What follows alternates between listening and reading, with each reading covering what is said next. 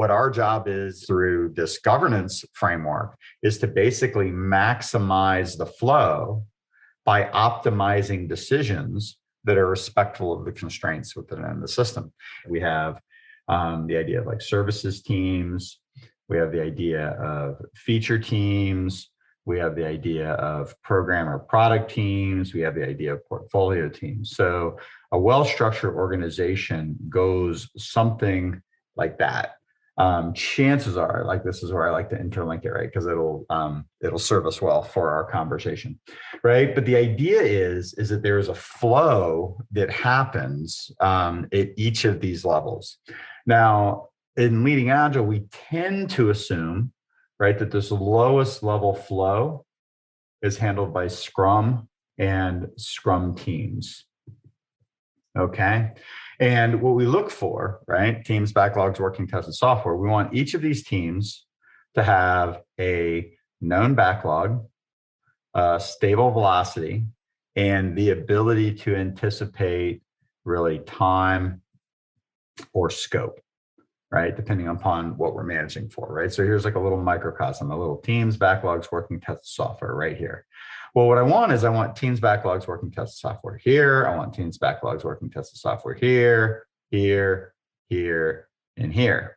And so what we're trying to do, right? What we're trying to do with these governance layers is we're trying to make sure that the flow of value is actually being managed at all of the different layers within the organization and dealing with all the kind of different interdependencies that are going to be exposed, right? That we're going to know we're going to have. And so Scrum team governance, right, is typically, again, teams, backlogs, working tests, software, but when we're managing it on a board, right, we basically have a not started, in process, done. We know that we've estimated the backlog in story points. We know that if the team stays together over time, we can stabilize velocity. And then in the presence of a known backlog and an established velocity, we can start to anticipate when things are going to be done, okay? And that's pretty key, right? It's like foundation of like predictability. Like, why is predictability important at scale in the presence of dependencies? Because I have to be able to manage flow of work across all of the different things within the ecosystem. So typically how we tend to think about governance at the middle tier level, we'll just call it the product level. Typically, what we're looking for is a Kanban-based system. I tend to think of this as like analysis, design, build, test, deploy. Up here is like, could be like corporate governance where you have like phase gates. So you have like gate 1, gate 2, gate 3, gate 4. Up here, I would run epic tokens through this level. I'd run feature tokens through that level. And I'd run user stories here, right? So when we're talking about kind of demand, a typical story map would start with something like you'd have some sort of, like user, right? Up here, persona, right? And so you're really dealing with like user journeys and things. So what I basically did is I really started thinking about value. What are we going to deliver to market that somebody wants to pay for, right? So these things have dollar values on them. They are like investment increments. They are investment increments with constraints, right? So I want a certain amount of dollars, but I want them within a time and really kind of like scope boundary, right? Or maybe, cost boundary, I don't know, right? So I want an ROI for a specific time, cost, and scope. And so at the portfolio level, what starts to happen is that the decomposition starts to look like decomposing within constraints.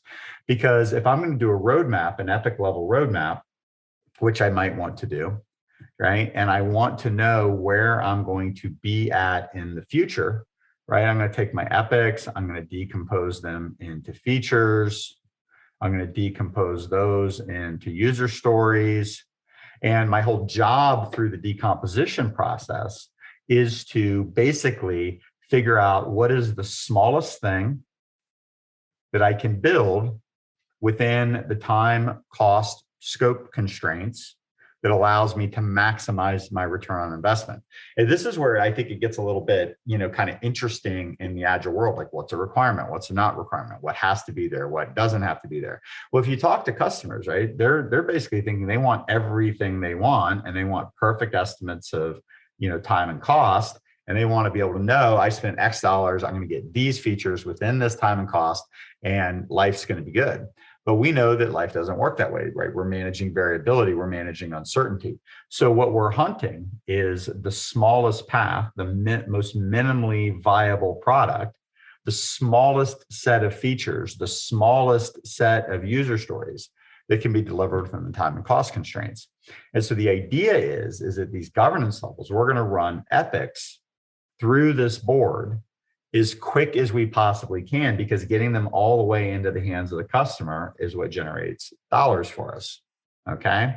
And then we decompose those epics into features, and we want to run features through the system in the highest value or most return on investment. But anyway, so then features decompose down into user stories.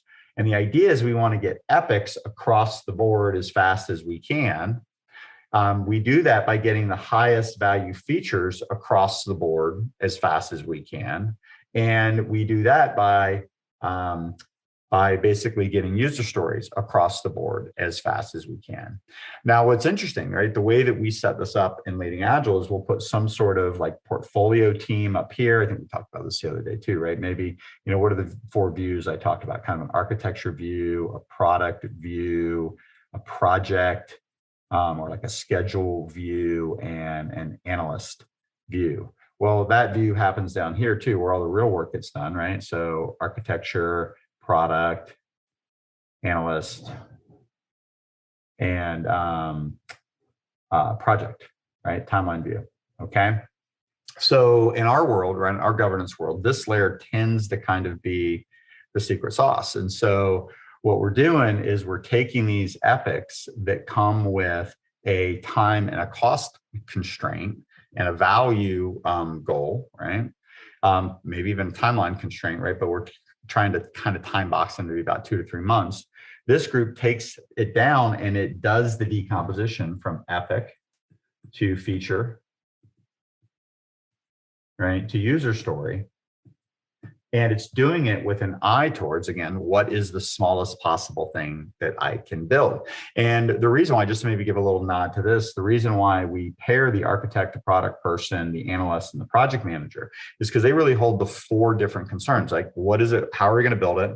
What are we going to build? What are the details, right? What do we need to enumerate for the team? That's kind of the analyst view. And then project is like, what does the schedule look like? And so the way that this kind of works is that, again, right, we have the epics that are moving across the board by getting their features and user stories decomposed. And then what this layer is working on is making sure that work is being sequenced down in this layer, and that we are understanding where bottlenecks and constraints are in the system.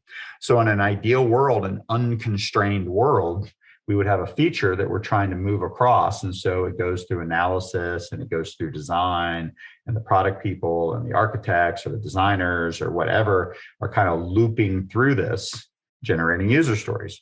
And if the system, again, underneath was totally unconstrained, they would put those user stories into the queues of the teams, right? The list of backlog items.